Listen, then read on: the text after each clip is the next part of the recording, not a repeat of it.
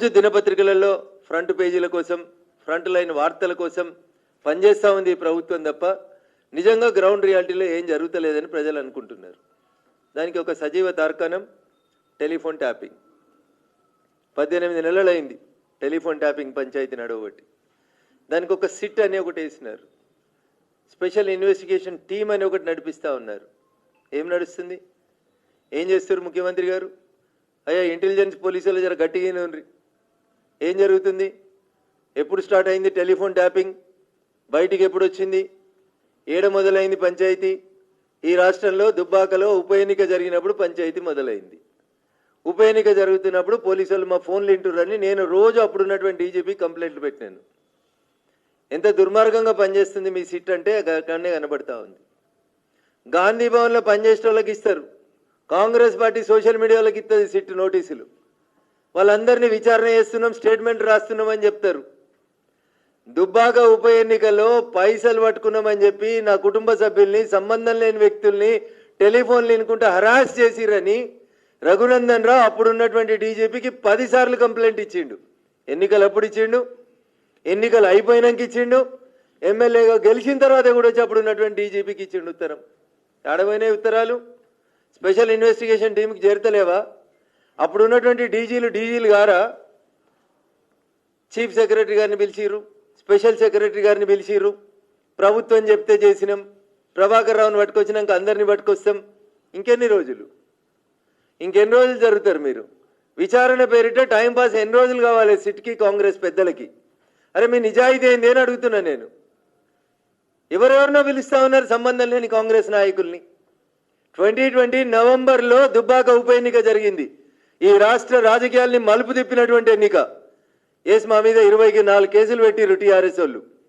మేము మాట్లాడతాం కదా, టెలిఫోన్ ట్యాపింగ్ బాధితుని నేను కదా. వీళ్ళని వదిలేసి పిసిసి ప్రెసిడెంట్ గారిని పిలుచుకోండి. 23 ఎలక్షన్లప్పుడు ఏం జరిగింది? You want to make it the Panchayat between Congress and TRS.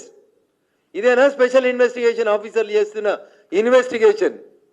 Raghunandan Rao ఫోన్లు వినలేదా? రఘునందన్ రావుకి నోటీస్ ఇవ్వాల్సిన అవసరం లేదా? గాంధీ భవన్ పంచాయతీ ఇది, గాంధీ భవన్ పంచాయతీ జూబ్లీ హిల్స్ పంచాయతీ ఇది.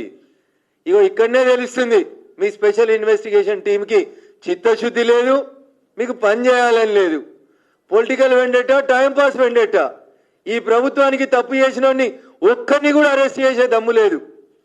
అమెరికాలో కూర్చొని చెప్పిండు ప్రభాకర్ రావు, అప్పుడున్న డీజీ, అప్పుడున్న ప్రభుత్వ పెద్దలు చెప్తే చేసినామని. అదే రాసి రిమాండ్ చేయొచ్చు కదా 7 ఏళ్ళ దాకా. ఎవరిని రిమాండ్ చేసి లేదు. రోజు డైలీ సీరియల్ లాగా అవసరం ఉన్నప్పుడల్లా సిట్ ముందుకి పలానా ఆయన పోయిండు, పెద్ద సంచలనమైన వార్త లెక్క. కాబట్టి రాష్ట్ర ప్రభుత్వానికి చిత్తశుద్ధి లేదు. కాంగ్రెస్ టీఆర్ఎస్ రెండు ములాఖతై ప్రజలను ఆగం చేస్తున్నాయని చెప్పడానికి మంచి ఉదాహరణ కాళేశ్వరం కమిషను, టెలిఫోన్ ట్యాపింగ్. ఈ రెండిట్లలో ఎండ్ రిజల్ట్ ఏమొస్తుందంటే ముఖ్యమంత్రి గారు ఎలక్షన్లప్పుడు మమ్మల్ని నువ్వు ఎద్దేవా చేస్తుండే, బీజేపీ ఏమిచ్చింది, కేంద్రం ఏమిచ్చిందని. ఆయనకు ఒక ఊత పదం ఉంటుండే, గాడిద గుడ్డు వచ్చిందని. ఈ కాళేశ్వరం కమిషన్ అయినా, సిట్ అయినా ఇవన్నీ ఇన్వెస్టిగేషన్ చేసి రేపు రాత్రి లాస్ట్కి తెలంగాణ ప్రజల ముందు ఏముంచుతాయంటే ముఖ్యమంత్రి గారి భాషలో చెప్పాలంటే గాడిద గుడి తప్పితే వీళ్ళు ఏం చేసేటట్లు లేరు. ఇక్కడ కొండందవి వెనకటికో సామెత చెప్తారు, ఎలుకని పట్టిర్రని. వీళ్ళ ఆఖరికి ఎలుకని కాదు ఇంకేం కూడా పడుతుంది కూడా వీళ్ళకి చేతనైతే లేదు. నిజంగా మీ సిట్కి చిత్తశుద్ధి ఉంటే, సిట్లో పనిచేస్తున్న పోలీస్ ఆఫీసర్లకు చిత్తశుద్ధి ఉంటే ఎందుకు రిమాండ్లు జరుగుతలేవు? ప్రభాకర్ రావుని తెస్తాం, ఏ బొక్కలైనా వేస్తాం, ఏడున్నా పట్టుకొస్తామన్నారు. ఏమైంది ఇన్వెస్టిగేషన్? ఎప్పుడు జరుగుతుంది? 2023 ఎన్నికలప్పుడు మీ పంచాయతీ తెలుసుకుంటేందుకు సిట్ చెప్తున్నారు తప్పితే మేమిచ్చిన కంప్లైంట్లేవి. 2020 అక్టోబర్, నవంబర్, డిసెంబర్లో కూడా నేను గెలిచిన తర్వాత కూడా కంప్లైంట్లు ఇచ్చిన. ఏమి మరి డీజీ గారికి ఇచ్చిన కంప్లైంట్లు? మాకేం సంబంధం లేదు, మా మీదైన కేసులకు సంబంధం లేదు. అంటే ఇది ఒక నాటకం అన్నట్టు. ఇటు టీఆర్ఎస్ ఇటు కాంగ్రెస్ కలిపి ఆడుకున్నట్టు, నేను కొట్టినట్టు చేస్తాను, నువ్వు ఏడ్చినట్టు చేయని ఆడుకునే నాటకంగా తప్ప ఇంకొకటి చిత్తశుద్ధి లేదు. Ample evidence. దుబ్బాక ఉప ఎన్నికలో పోలీసులు మా ఫోన్లు ఏ రోజు ఎవరు వేసినారు, ఇన్నదెవరు, ఏమేమి చేసిరనేది నేను చెప్పేందుకు సిద్ధంగా ఉన్నా. పిలిచే ధైర్యం సిట్కి ఎందుకు లేదు? అంటే మీరు you want to compromise the case. Political vendetta, నీకు నచ్చిన వాళ్ళని పిలిచి నచ్చినట్టు రాజకీయం చేసుకుంటా ఉన్నారు. కాంగ్రెస్కి కేసులలో చిత్తశుద్ధి లేదు, సిట్లో చిత్తశుద్ధి లేదు, కాళేశ్వరంలో చిత్తశుద్ధి లేదు. ఇందిరమ్మ ఇండ్ల మీద చిత్తశుద్ధి లేదు, రైతు భరోసా మీద చిత్తశుద్ధి లేదు. కేవలం ప్రచార ఆర్భాటాలు తప్ప ఇంకొకటి లేనటువంటి పార్టీ కాంగ్రెస్ పార్టీ.